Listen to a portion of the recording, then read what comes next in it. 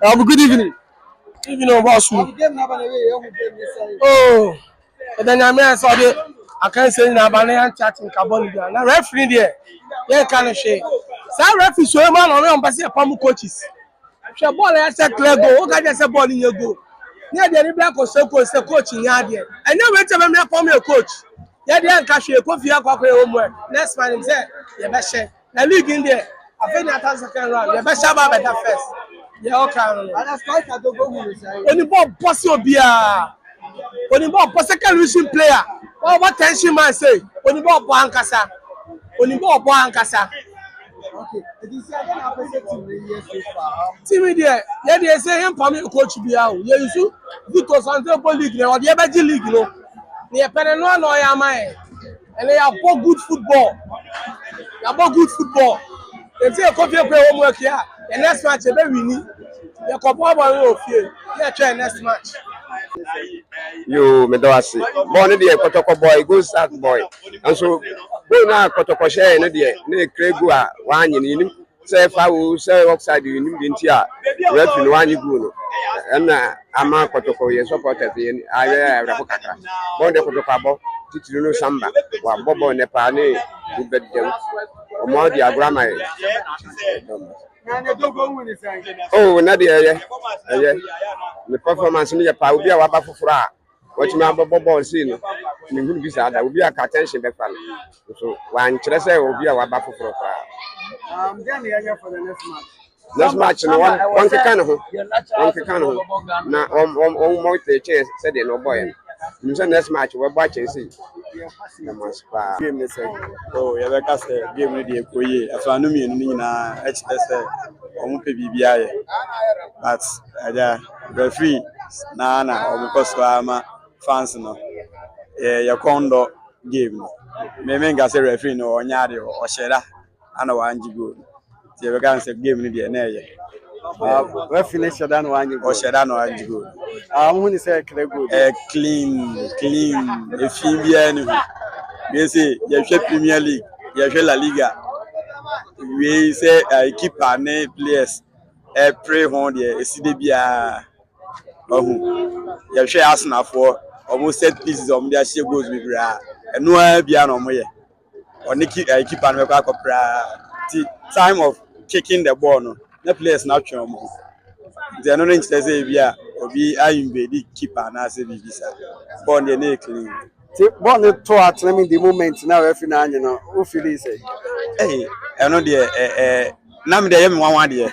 Ndi me speechless. Now me speaking kasa. Me jina wa copy me say omo go kick na omo proceed game na. It means buy money. And the Dogo first match and the Sun start you the mother must say.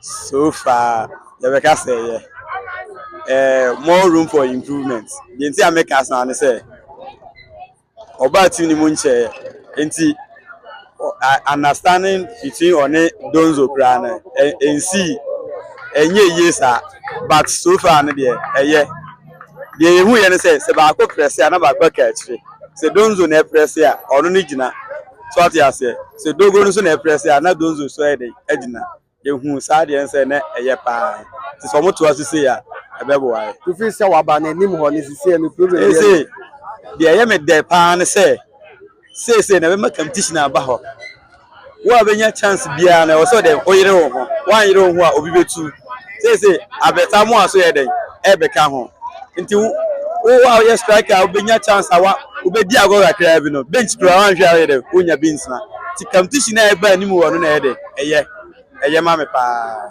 Okay, then coach Samba Zito and set up. And then you party no.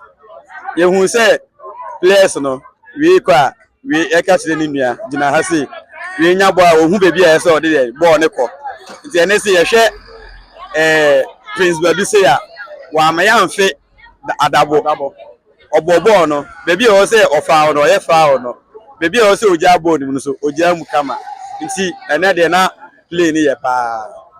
Baduna Nkasa fe no hu ne modemo ne Baduna Nkasa no imba dey say no yenhwe no 2-3 matches bi ne dey yenhwe but so far no dey ye ba say as oje bo a ọpẹntin so be jamu ba o nation oje ball na hu se why relax ka ba ha no ase o ma pressure bi ba ni nyina ye time Samba Zito e do be na me say ne bibi mo hu sa chere bi o game no ene no de ye hu bibi ye de ene de no compare last week de no dia ye be ka say ene no yes ne last week de no but ye nim say Ghana coaches omo pressure na omo set up there ye nim pressure kakra course ye hu say ene no obo system bi.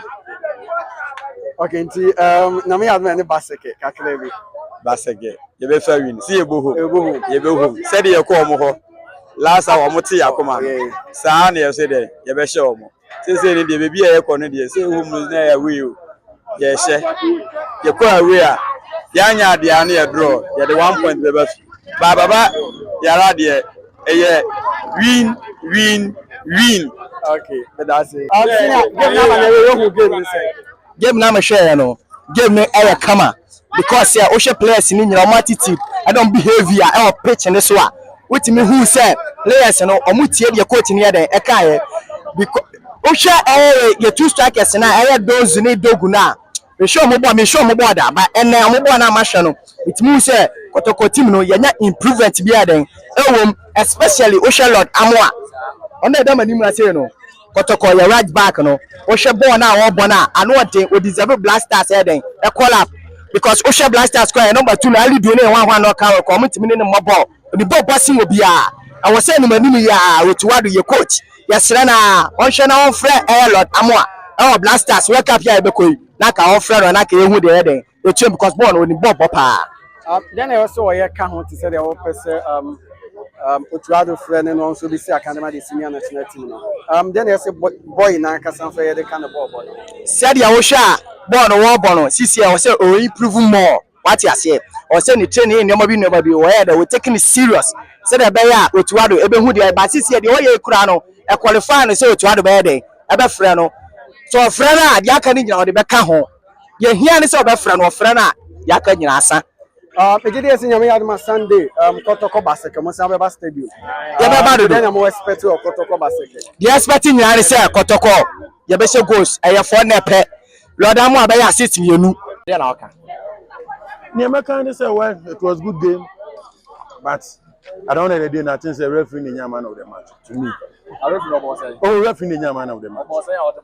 Me the man of the match we referee because so we be a mesa ko hwe unless my son kwa because baby amemeti ene ne course wo no minim niema ebe ma referee betima di sala go ya yesi minim at least em fa hu say me go home em fa hu say me ba away if me wan dey na metimi awini a why not but eteme say as a your league na your born as a referee in the decide my other teams fine metima ka say team be kuma say kuye mami say obi be kuma say na yesisi na me nkan che nipa ne se mo complain yem fa se go sa be kumase ya hye no office yesisi no go sa for rise o complain ma ba ha me hu ne se referee yesisi and me the man of the match the man referee me na dia na o di pass Kotoko no right as I said previous games na say na shut fa nemo an improvement about yes and me hu ne se ya nim ho no na me say ahokeka no wo so and no hwe nso kra ye create chances and nka first half kra na nka say tini e she go je na ne me ka ye right e ma ye ne say na ye nim ho na nka sa na ahokeka no wo so and you a 4-4-2 system by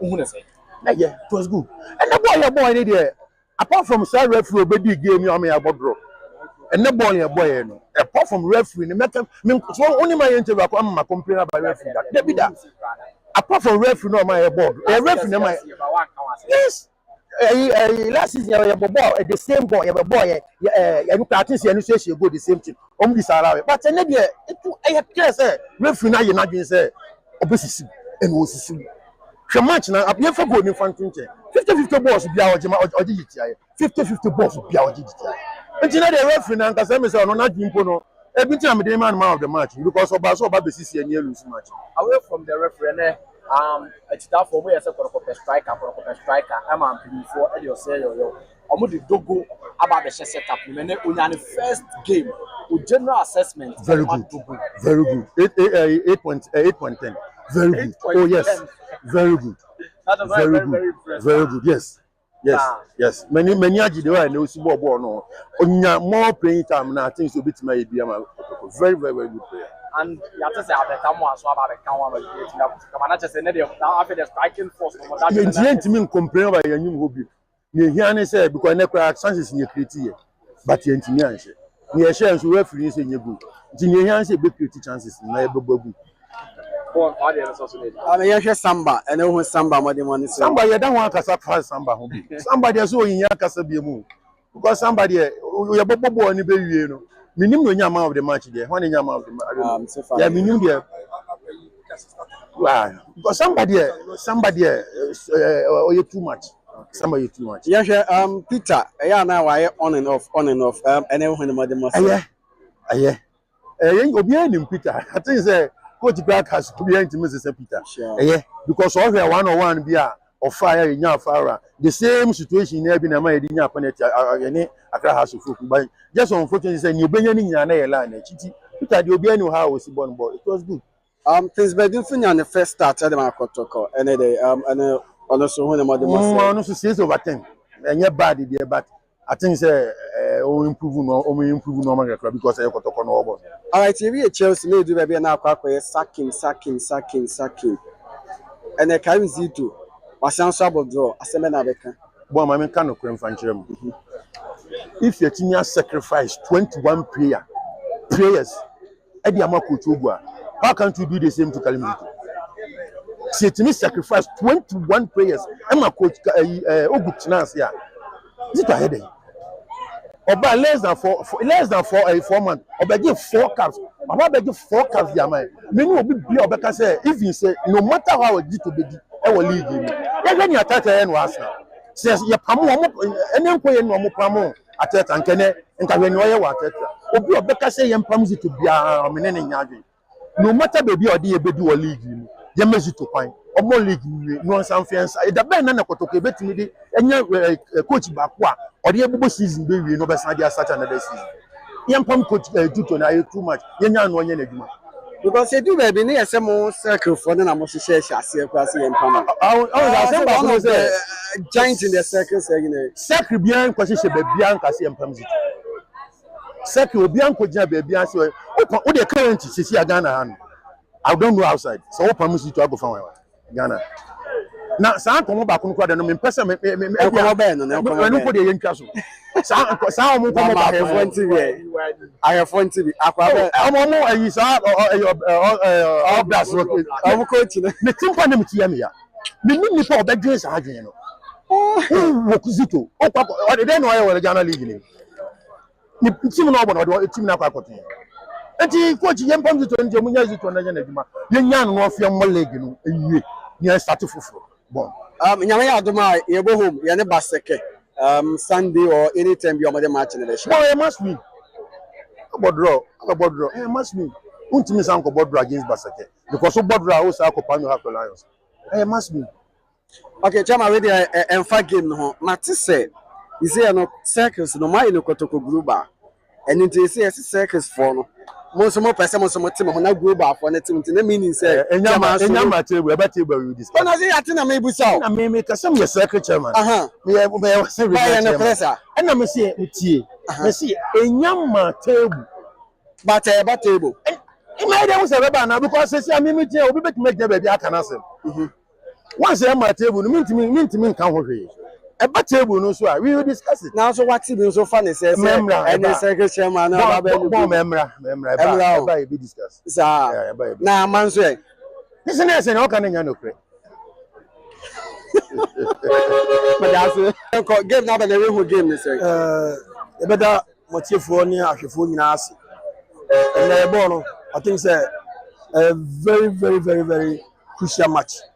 Na meda goes as for nyina place the entire body any supporters in Asi because today game no okay the first thing form na Kotoko de eba no any bire anom de because say na omo coach 3 matches goes at match na e ka ho bi jina no money ayere abre but Gosa was so much discipline into this game very disciplined power match. Now referee no the mother must go no. Well, born on there. It was a push, pushing first before answer or header or head the ball. Yes. If you can go back and look at the first thing, obey assessing back out. What was say match, you know? Or the kind of head then answer or header. Now referee na kasa na mother more to be who you say. What a good referee there. Odibono, but make him say what Jema go stars and also Jema Kotoko. Your impression about the game? Well, I think tactically it was very good. We came with a game plan and then we executed it all right. We make sure we won't give the Biani Gusta any breathing space, and then we continue pressing them up until we are able to score. But unfortunately, the goal we scored was disallowed by the referee. So to me, I think coming to Biani and play draw with Biani is not a bad result at all. But we had wanted to win to beef up our chances of fighting for the league. Coach, was it a fair reflection of the game? It wasn't. Seriously, it wasn't. Because we had a lot of chances. We also had some few ones. And aside the goal we scored and then disallowed, I think it was going on smoothly with the game. Tactically, everybody was showing his ability and capability as a team until that issue. To me, it was a nice game. Were you impressed with your striker? Well, I'm impressed with both Donzo and then Dogo, because this is his first game. He just trained with them for about 4 days compared to the time he came. So you see that he was able to fit in as if he has been with her for a longer period of time. So he has done his best. Next week at 2, coach, what should we expect? Well, we should the draw is too much. We should score at all costs. Any word for your fans? Well, they should be patient, be prayerful, because it's a marathon race. We are still chasing. So until it reaches some time, you can never determine who is going to win this league. I said from the 1st to 5th, anybody who pushes can win this league. So it is not over until it's over. Back to this, coach. Do you believe the league is not still over? Yeah. Thank you very much.